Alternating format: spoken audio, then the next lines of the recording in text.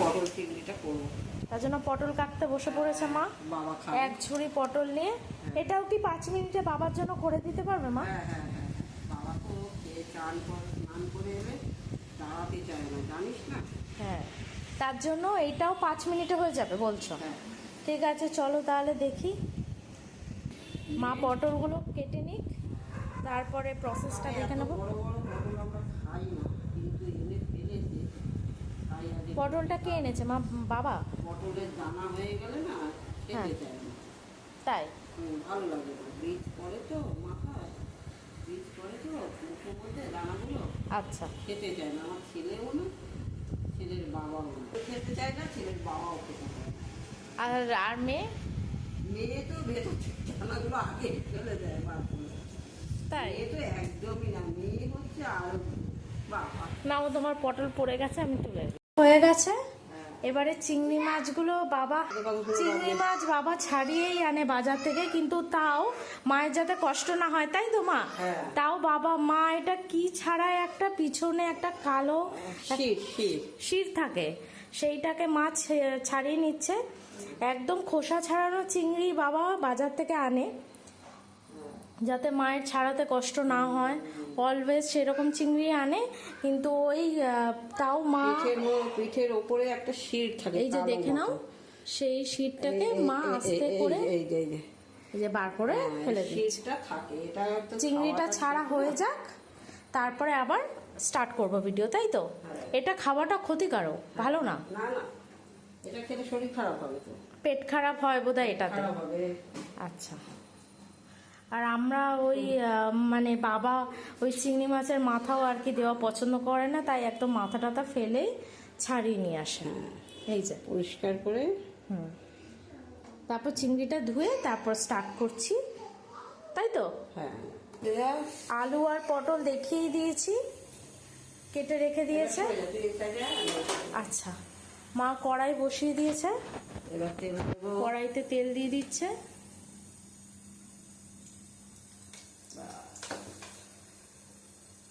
একটু তেলটাকে নাড়িয়ে নেবো, কালার পাওয়া গেছে, কড়াইতে আস্তে আস্তে করে তেলটাকে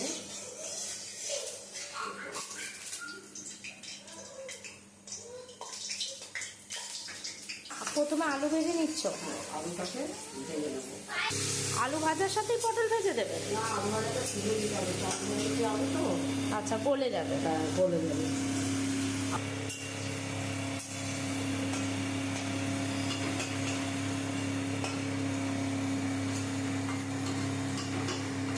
এবার আস্তে আস্তে পটলগুলো ছাড়া দেবে।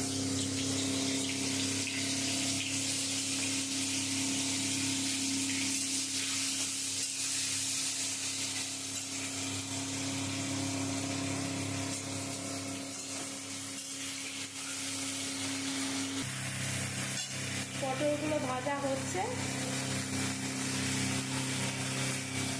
জিরে করে দেবো। পটল ভাজা তুলে নেওয়ার পরে না না, মানে পটল কড়াইতে থাকা অবস্থাতেই জিরে ফোড়ন দেবো? আচ্ছা, সেটা কিরকম ভাবে ভেজে আমি দেখি। পটলটাকে একটু সাইড করে সরিয়ে নেবো, একটু সাইড করে সরিয়ে নেবো, সাইড করে নেবো, দিয়ে মাঝখানে একটু জিরে জিরে করে দেবো।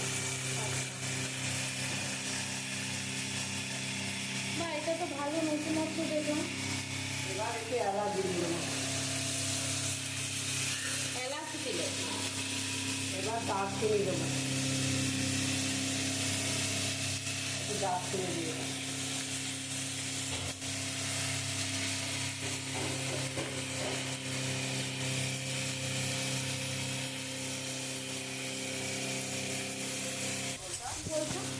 নুনটা আগে দেবো না। নুনটা? হ্যাঁ, নুন দিলে ঠিক আছে।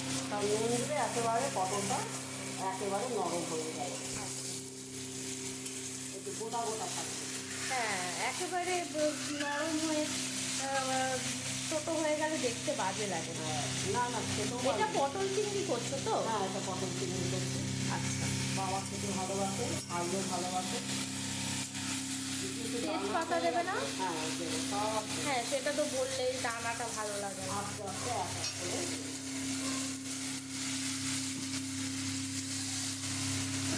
টাটকা ধুয়ে দিচ্ছ? হ্যাঁ, আমি সব কিছু ধুয়ে পাতাতে তো অনেক নোংরা লেগে থাকে।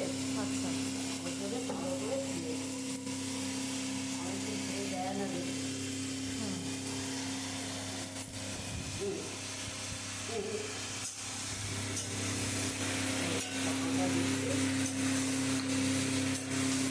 ভালো করে ভেজে দিয়ে দেবো। পেঁয়াজ তেলে ভাজার দরকার নেই? হ্যাঁ, একটু ভালো করে নিচ্ছি, মানে পটলের সাথে ভেজে নেবে এরকম ভাবে?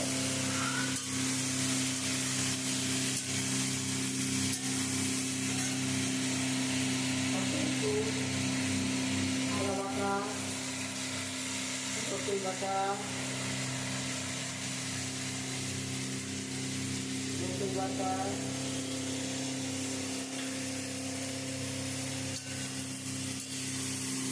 আচ্ছা, ডিরেক্ট তেলে তো দেখলাম কি যে আদা বাটা আর রসুন বাটাটা দিলে না, তাতে গন্ধ থাকবে না? সাপলাতে গন্ধটা চলে যাবে, করতে করতে গন্ধটা চলে যাবে, ভাজা হয়ে যাবে। আলুটাও দিয়ে দেবো এবার আস্তে আস্তে।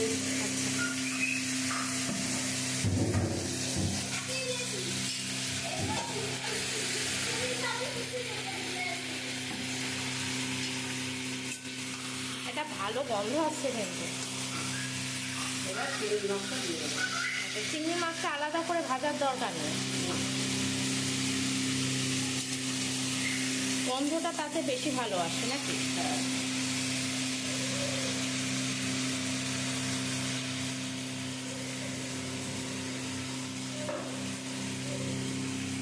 এবার টমেটোটা দিয়ে দেবো।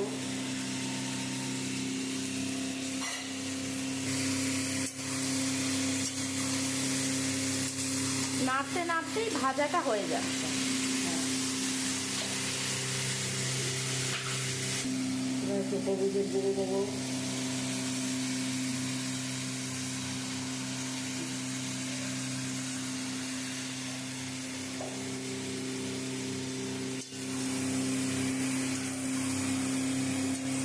না, কালকে যদি বাবা কাতলা মাছ বা রুই মাছ আনে, তাহলে ওই আম্মা যেটা শিখিয়েছে না, হ্যাঁ, যে মাছের একটা ঝুড়ি রেসিপি তুমি যেটা জানো, সেইটা করে রাখি, ঠিক আছে?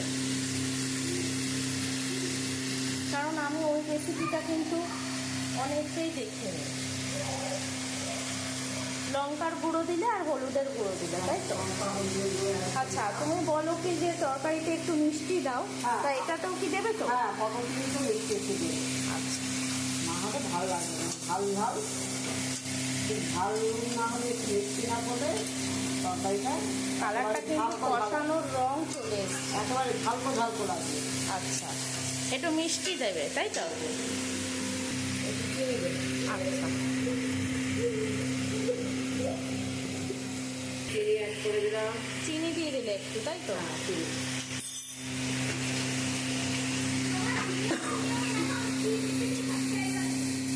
তাই?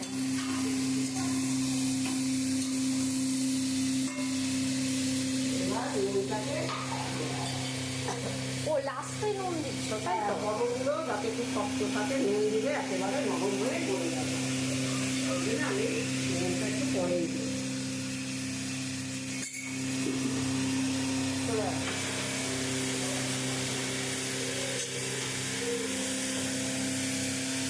কষানোর পরে কিন্তু রংটা খুব সুন্দর এসছে। একটা লাইট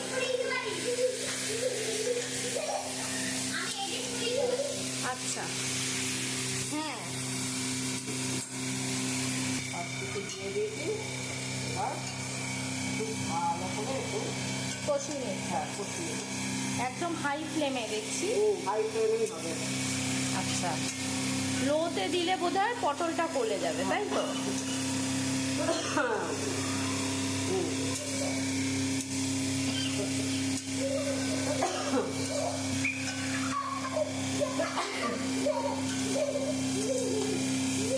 ও, অনেকক্ষণ ধরেই তো এটা কষাতে হচ্ছে দেখছি, তাই তো? হ্যাঁ, মশলাগুলো সব যাতে যায়।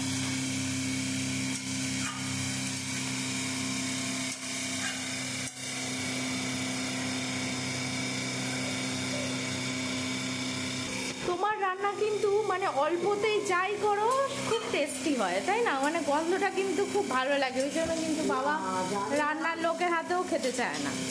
আমার ছেলে কারো ভাতের খাবার খায়, বাবাও কিন্তু খেতে চায় না, তাই তো? আমার ছেলে কারো ভাতের রান্না পছন্দ করে। আর বাবা কতক্ষণে বাড়িতে এসে আমি রান্না করবো খাবো। বাবা এখন কাজের ক্ষেত্রে বাইরে থাকতে হয়, বাবাকে তো খাবার রান্নাই খেতে হয় না। হ্যাঁ, কিন্তু পছন্দ করে তো তোমার রান্না। হ্যাঁ, পছন্দ করে আমার রান্না, কিন্তু কাজের ক্ষেত্রে তো বাইরে থাকে না বাবা। হ্যাঁ, ওই জন্যে পছন্দ করলেও খেতে পারে।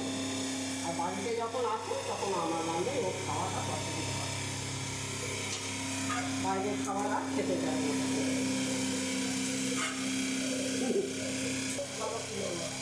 ও এক্সপার্ট। এই যে মানে দেখলাম যা মানে কষাতে কষাতেই কিন্তু পটলগুলো একদম নরম হয়ে গেছে, তাই তো? আর হাই ফ্লেমে কিন্তু 5 মিনিটেই কিন্তু পুরোটা কমপ্লিট হলো দেখছি। মানে ঢেকে আমি যে বাড়িতে রেখে দিই সেটার কিন্তু কোনো প্রয়োজনীয়তা নেই, দেখলাম না, তাই তো মা? হয়ে গেছে মানে দেখলাম যা, মানে পটলও নরম হয়ে গেছে দেখেই বুঝতে পারছো।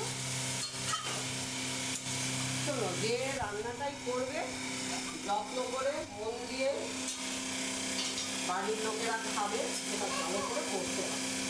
আমি রান্না করলাম একটা কোনো মতে খেতে হয়, খেতে দিলাম, ওরকম করে তো করলে হবে না। ভালো করে যত্ন করে রান্নাটা করতে হবে, ভালোবেসে করতে হবে। যেটাই করবে ভালোবেসে করবে, ভালোবেসে না করলে কোনো কিছুই ভালো হয় না।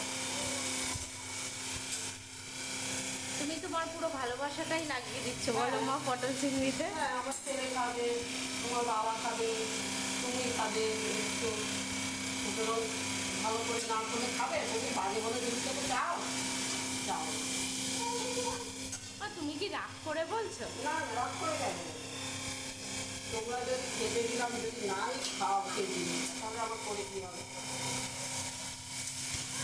তাহলে আমার করে কী হবে রান্নাটা?